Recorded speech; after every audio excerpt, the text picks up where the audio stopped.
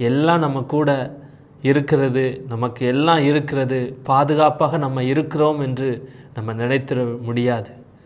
அவருடைய பாதுகாப்பு, கிருபையின் நிழல் நம்ம கூட இருந்தாதான், அவருடைய இரக்கம் நம்ம கூட இருந்தாதான் நம்ம எல்லா விதத்திலையும் நம்ம பாதுகாப்பை உணர முடியும்.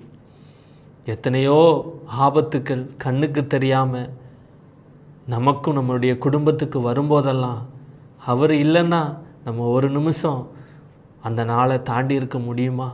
முடியாது.